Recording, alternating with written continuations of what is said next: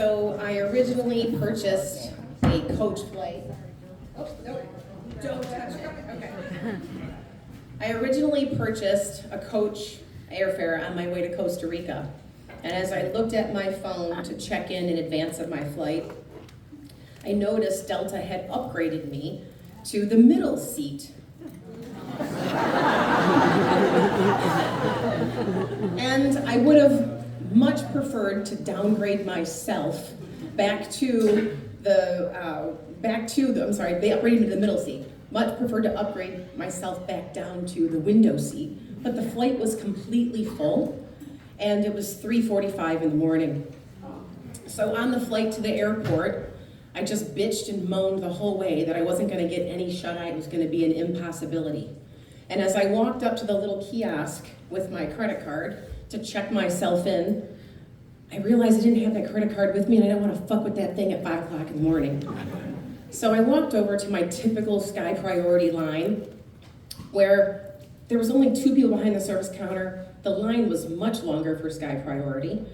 And there was a crowd of people surrounded by the conveyor belt, and a luggage was already on the conveyor, and there were 6 people gathered around with 2 very official looking people.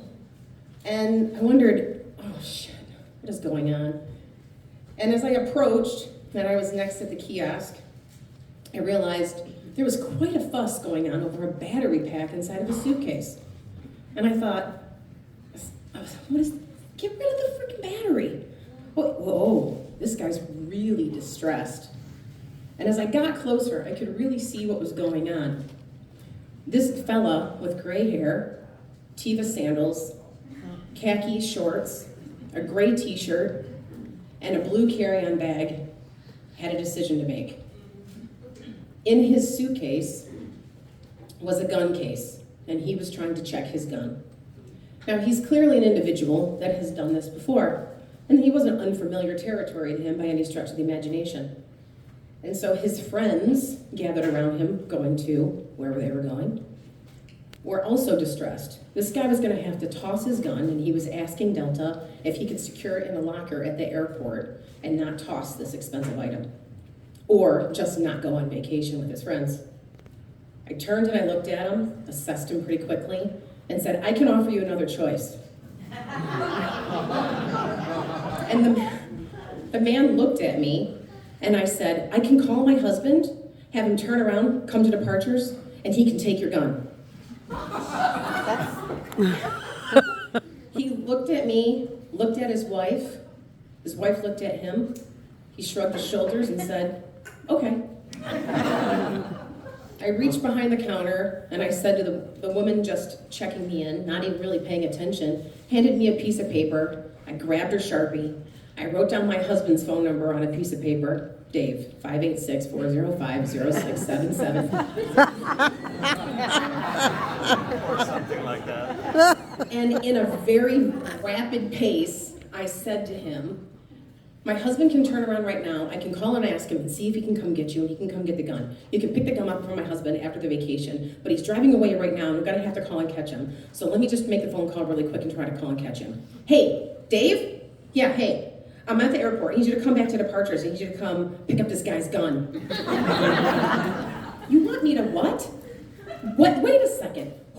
I can't carry a gun that's not registered to me. Who the fuck is this guy? What? Wait a second. You want me to do what, Dave? I can't talk. I gotta get through security. I gotta get in line. I'm just saying, you can decide what you want to do, but this guy can't go on vacation. I told him he would come get his gun. So you know what? You guys can figure this out. Hey, excuse me, sir? Sir, what is your name?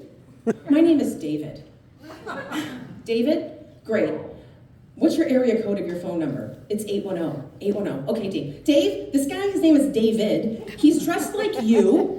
He's gonna have an 810 phone number. I gave him your phone number. I can't really be here to mediate this thing and argue between the two of you guys, but I just said you would hold his gun. So you can do whatever you want to do, but I told him to wait outside with his gun for you to pull up in your truck. You guys can figure this out. I can't. So Dave turns to me. I hand him the white piece of paper with the Sharpie marker. He stops, pauses, looks me in the eye, and says, what is your name? I say, I'm Michelle.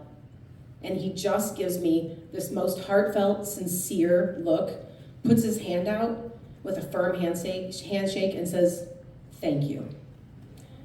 I sent him on his way with his blue handbag and his fancy watch to meet my husband by the roadside with his gun. My husband pulls up, does what he has to do, calls me, and I said, you know, he's like, the Eagles landed or something like that. And as I'm cutting through the airport with just enough time to pee, I scan my phone to check in to get on my flight, and a little piece of paper pops up that says I have been upgraded to first class. So the only thing I know a couple things as a result of this. I know, number one, my husband would take a gun from a stranger at an airport if I asked him. And when you do kind things and take a chance on people, you can get yourself a quality first class nap.